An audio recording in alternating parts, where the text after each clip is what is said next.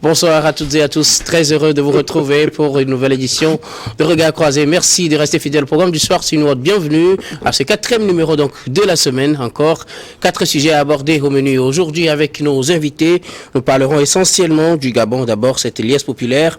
Après le coup d'État, deuxième sujet, ce sera toujours le Gabon, coup d'État, réaction mesurée de la communauté internationale. Notre 13e sujet, toujours Gabon. Le général Brice Oligui Nguema prend les rênes du pays. Puis nous terminerons par le Mali et la Russie. La Russie bloque une résolution de l'ONU prolongeant les sanctions. Ce sera pour le menu de ce soir et pour en parler ce soir, 3 invités sur ce plateau. Avec moi, Robert Kossigan à côté. Vous êtes analyste politique et président de l'Alliance Jeunesse Développement. Bonsoir Robert et bienvenue. Bonsoir docteur. Docteur, pas médecin. Voilà. Bonsoir le plateau. Prompte guérison aux responsables du MMLK de Tchekpo qui a effleuré la mort la fois dernière. Puisse Dieu le guérir très rapidement. Prompte guérison à lui et beaucoup de courage à tous les membres de MMLK. Merci. Merci. Okay. Le MMLK est même représenté sur ce plateau. On y arrivera tout à l'heure, mais à côté de vous d'abord, Emmanuel Vivien, Tommy, vous êtes journaliste, directeur général de Plume Libre également, conseiller en communication politique. Bonsoir Vivien et bienvenue. Oui, bonsoir Guillaume, bonsoir aux téléspectatrices et téléspectateurs. Je salue particulièrement ceux qui nous suivent du côté de Libreville et puis de Niamey au Niger.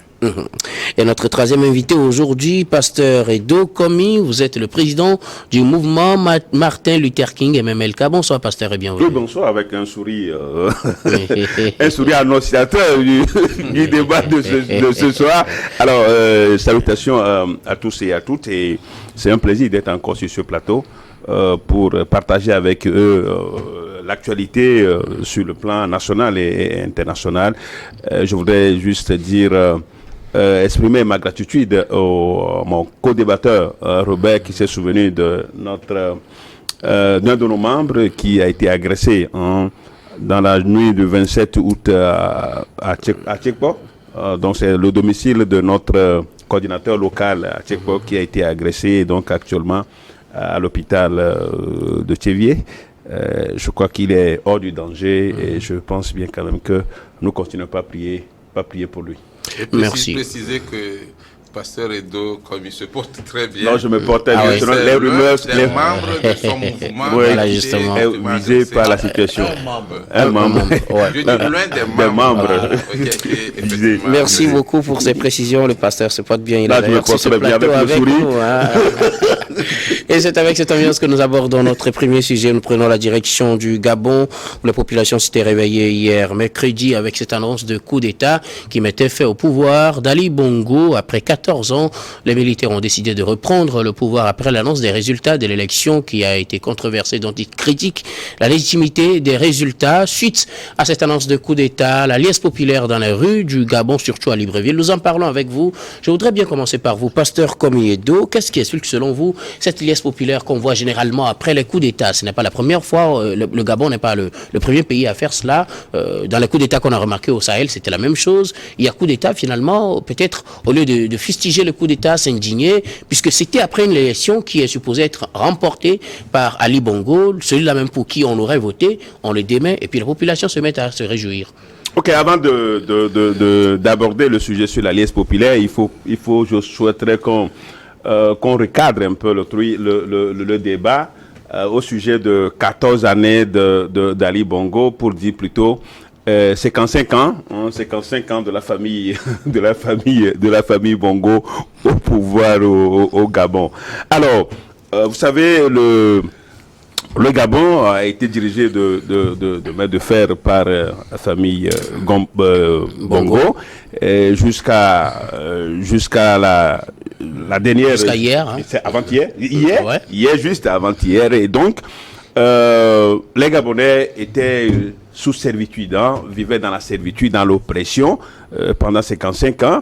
Et donc, cette liesse populaire peut facilement s'expliquer par le fait que les populations commençaient par crier liberté, justice, droit et autres.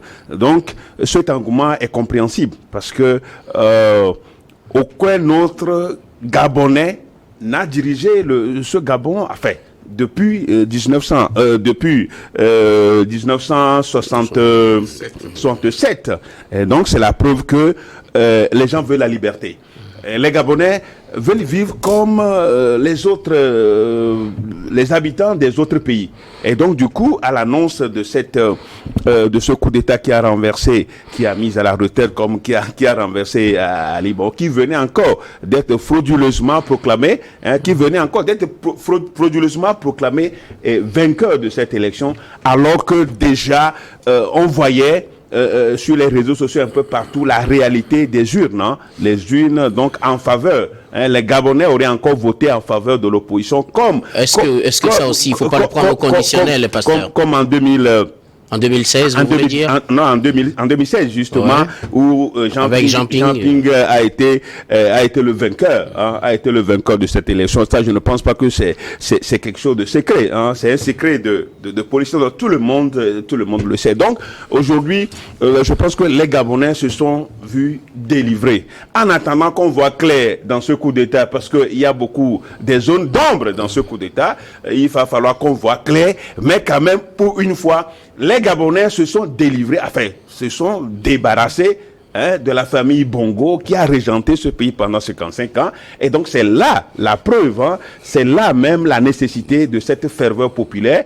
au lieu de condamnation. Puisque le coup d'État, face au coup d'État, il n'y a même pas eu de réaction, il n'y a pas eu de condamnation ferme, comme on l'avait vu pour pas de la condamnation ferme, mais il n'y a pas de réaction de contre-manifestation, opposée. Manifestation en soutien à Bongo. En soutien à Bongo. Donc c'est la preuve que les Gabonais voulaient la liberté, voulaient un pays qui soit dirigé pour que eux ils aient quand même de quoi survivre, parce que longtemps ils ont vécu dans la misère. Les familles, une minorité s'est accaparée de la richesse. Vous avez vu ce qu'on est en train de voir dans les maisons des gens, des sommes importantes d'argent qu'on est en train de voir dans les maisons des gens. Donc, ce pays immensement riche qui ne comporte que, je crois, qui ne compte que 2 millions d'habitants avec des richesses énormes, hein, c'est-à-dire scandaleusement riches. C'est-à-dire le Gabon est scandaleusement riche, scandaleusement riche. Et voilà ce que les populations. Donc cette ferveur, cette liesse populaire était normale.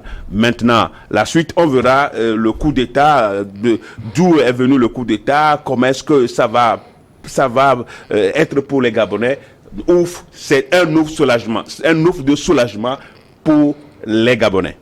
Alors, c'est peut-être pour vous une délivrance qui justifie cette liesse populaire. Qu'est-ce que vous en dites, vous, Robert Kosigan? Côté, c'est contre les coups d'État. Voilà un autre qui survient pas non plus dans le Sahel ou en Afrique de l'Ouest, mais c'est en Afrique centrale et le mouvement est toujours le même. C'est les militaires qui déposent le président et en réaction, les populations se réjouissent. Vous savez, quand ramasser devient trop aisé, se baisser devient difficile. Ce coup d'État, c'est comme Jésus-Christ qui est arrivé hier matin au Gabon. C'est pas moi qui le dis, mais les scènes montraient qu'il y a eu une délivrance. Vous savez, il faut savoir quitter les choses avant que les choses ne vous quittent. Je crois que cette organisation des élections présidentielles organisées au forceps et puis gagnée entre griffes par Bongo a constitué le déclic essentiel qui a poussé l'armée à prendre ses responsabilités. C'est l'un des coups d'État salvateurs. J'ose le dire, hein, je pèse bien les mots. C'est un coup d'État salvateur parce que vous savez, c'est vrai que les soldats ne sont pas formés à venir prendre les rênes du pouvoir, c'est vrai. Mais parfois aussi, eux qui garantissent la défense du territoire, plus la sécurité des biens des personnes, pour garantir la paix surtout et la cohésion sociale, interviennent parfois, ne serait-ce que pour sauver l'intérêt général. Cette liesse populaire n'est qu'un signe des populations gabonaises qui en ont marre, de cette gouvernance irresponsable, comme les soldats l'ont dit, de cette cacophonie au sommet de l'État, de la gabégie, de la corruption et puis du non-droit. Vous savez, le peuple c'est comme de l'eau. On ne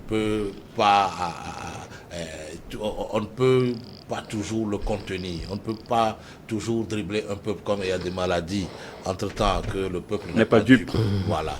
Et donc, je dis aussi que c'est une leçon envoyée à d'autres personnes, à d'autres dirigeants, pour leur dire il vaut mieux travailler pour l'intérêt général et non pour protéger les intérêts d'une minorité qui les entoure. Sinon, ce vent qui a commencé par souffler dans le Sahel, je crois que ça a de beaux jours devant lui.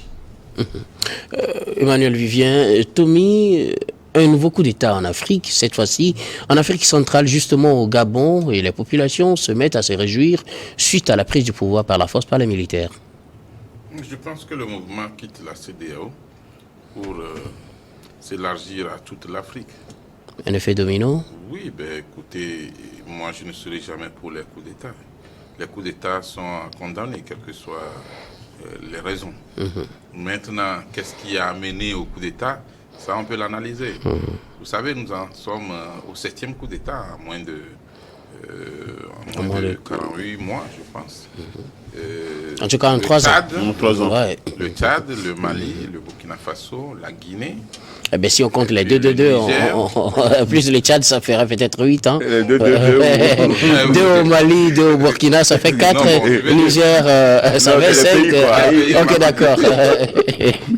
Pour dire que pour la santé de la démocratie en Afrique, ce n'est pas un bon signe. Mais en même temps, pour l'émancipation des peuples et peut-être le réveil, j'ai écrit un article que je parlais, est-ce un recul de la démocratie ou le réveil de la Grande Muette? Parce que la Grande Muette a souvent suivi le mouvement du régime en place. Et à un moment, on sent qu'il y a une sorte de liberté. On se dit, on n'est pas obligé de les soutenir à chaque fois. On peut aussi se désolidariser. Et je pense que c'est ce qui commence. Aujourd'hui, au niveau du Gabon, tous les citoyens, dans la grande majorité, les citoyens seront contents. Contents parce que si vous avez moins de 5 ans, ça veut dire que vous ne connaissez que la famille Bongo au pouvoir. Bongo père et Bongo fils, et peut-être Bongo frère ou Bongo petit-fils. Bongo cousin. Donc, on peut craindre.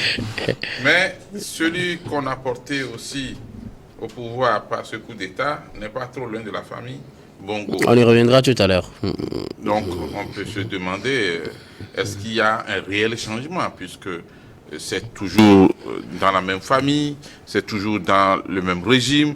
C'est monsieur qui connaît bien Bongo Père, qui a servi Bongo Père, qui a servi tout le régime, qui connaît bien le régime, qui connaît comment ça se passe.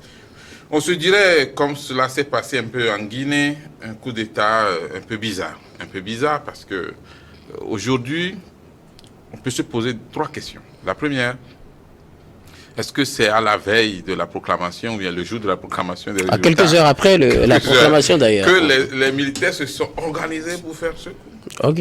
La première question. La seconde question, quels sont les réels objectifs et les réelles motivations de ce coup-là? Qu'est-ce qu'on peut l'expliquer sur environ 9 pages au moins? Et la dernière question, qui est derrière ce coup? On a vu, contrairement aux autres pays, où juste après, dans les liesses populaires, on a brandi les drapeaux russes et on a déchiré les drapeaux français, brûlé les drapeaux français. Ici, on n'a pas brûlé les drapeaux français. On n'a pas déchiré les drapeaux français. D'abord, on n'a pas encore fait de drapeaux étrangers pour le moment. C'est des Gabonais. Russes. Dans les autres pays, ça n'avait pas traîné. Je prends le cas du Niger, où on a vu carrément des drapeaux russes en même temps. Bon, au Niger, où effectivement le régime putschiste a refusé à certains citoyens qui voulaient soutenir Bazoum de le réclamer. C'est pour ça que moi j'ai fait très attention aux liesses populaires. Parce que quand on fait un coup d'État, on met les choses en marche pour pouvoir faire de la propagande, pour pouvoir faire de la communication. Alors, vous estimez que la liesse qu'on a vue au Gabon, c'est du montage? On a dû amener la population à manifester pour prouver qu'on est d'accord? J'ai un sentiment partagé. Je me dis, en tant que Gabonais, les citoyens ont le droit de se réjouir de la fin du régime.